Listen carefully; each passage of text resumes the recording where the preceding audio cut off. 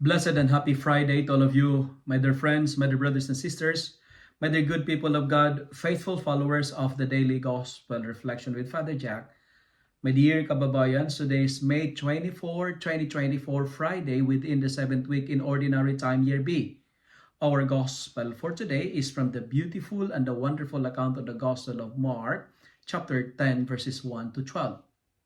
Today's Gospel reading reminds us clearly on the church teaching on divorce. Jesus made it clear and he said, "What God has joined together, let no one separate." No man, no leader or authority is allowed to separate or to destroy what God has joined together. God created us to relate, not to separate. My dear friends, marriage is a divine institution. It is sacred and no human power can dissolve it. To all the husbands, listen to this. Your wife is your forever. To all the wives, take this in mind. Your husband is your eternity.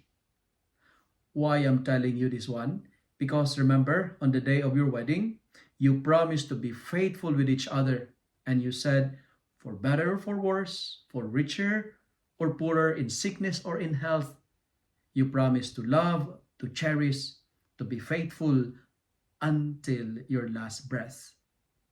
And you know how awesome it is to witness couple maintain their happy looks and romantic gestures like holding hands and kissing the partner with love and purity of intentions. You know, there is no perfect marriage because we cannot find a perfect husband.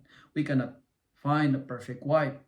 But when your relationships, when your marriage is tested by different storms and problems and trials, our first reading for today is a good reminder to behold. Number one, we are reminded by our first reading, especially the couples, do not grumble against one another. Meaning to say, refrain from complaining. Instead of complaining, instead of murmuring, instead of grumbling, aim at supporting and serving each others. Use your mouth to pray, not to murmur. Second,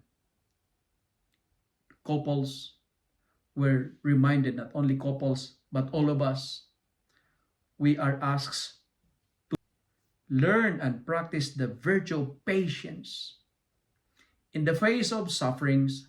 Like Job, never curse the Lord, but be patient.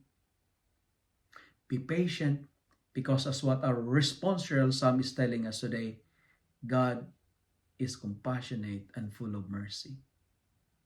And third, our first reading is reminding us to avoid making promises without fulfilling it.